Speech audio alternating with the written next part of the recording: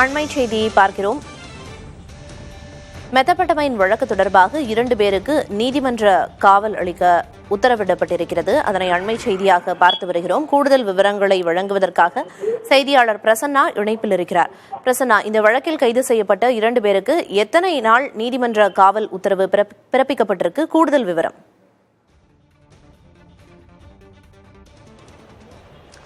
பிரியதர்ஷினி, கடந்த வெள்ளிக்கிழமை சென்னையிலிருந்து பொதிகை விரைவு வண்டியில் வந்த பிரகாஷ் என்கின்ற நபரை பின்தொடர்ந்து வந்த தேசிய வருவாய் புலனாய்வுத்துறை அதிகாரிகள் மதுரை ரயில்வே நிலையத்தில் அவரை கைகளமாக பிடித்தார்கள்.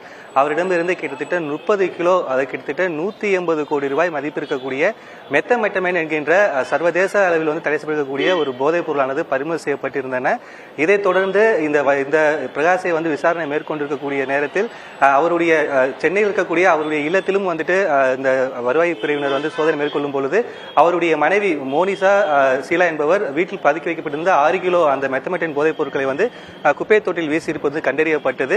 இதைத் தொடர்ந்து கிட்டத்தட்ட மொத்தம் 180 கோடி ரூபாய் மதிப்பிருக்கக்கூடிய 36 கிலோ அந்த மதிப்பிருக்கக்கூடிய அந்த மெத்தமெட்டினை போலீசார் பறிமுதல் செய்து பிரகாஷிடம் தீவிர விசாரணை மேற்கொண்டார்கள். இதைத் தொடர்ந்து சென்னையில் இருக்கக்கூடிய அவருடைய மனைவி மோனிசா சீலாவையும் மதுரைக்கு விமானம் மூலமாக அழைத்து வரப்பட்டு இருவரையும் மாறி மாறி அந்த விசாரணையானது மேற்கொள்ளப்பட்டது. இந்த விசாரணையின் பொழுது அந்த தேசிய வருவாய் புலனாய்வு பிரிவினர் பிரகாஷை கைது செய்து விசாரணை மேற்கொண்டிருக்கும் சமயத்தில் சம்பந்தப்பட்ட அந்த மோனிசா சீலாவிற்கு ஜேசுதாஸ் என்பவர் மூலமாக தங்களுடைய கணவர் கைது செய்யப்பட்டிருக்கிறார். ஆனால் வீழ்க்கக்கூடிய மற்ற அந்த போதைப் பொருளையும் உடனடியாக அப்புறப்படுத்தணும் என்ற விஷயத்தை செல்போன் மூலமாக கூறியிருக்கிறார்.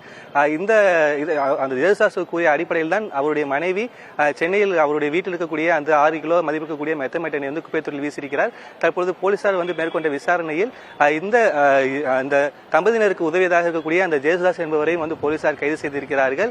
இதைத் தொடர்ந்து மதுரை இருக்கக்கூடிய போதை தடுப்பு பிரிவு இருக்கக்கூடிய அந்த நீதிமன்றத்தில் ஆஜர் செய்யப்படுத்தப்பட்டு சற்று நேரத்துக்கு முன்பு அந்த இருவருக்குமே 15 நாட்கள் நீதிமன்ற காவல் வழங்கப்பட்டிருக்கின்றன.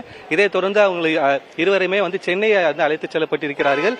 இந்த போதை கடந்த சில வாரங்களுக்கு முன்பு மதுரையில் கே நகரில் இருக்கக்கூடிய ஒரு வீட்டில் தமின் அன்சாரி என்பவருடைய வீட்டில் போதை தடுப்பு பிரிவு போலீசார் மேற்கொண்ட சோதனையில் கிட்டத்தட்ட 30 கிலோ மதிப்பிற்கக்கூடிய இதே மெட்டமீனானது பறிமுதல் செய்யப்பட்டிருந்தன.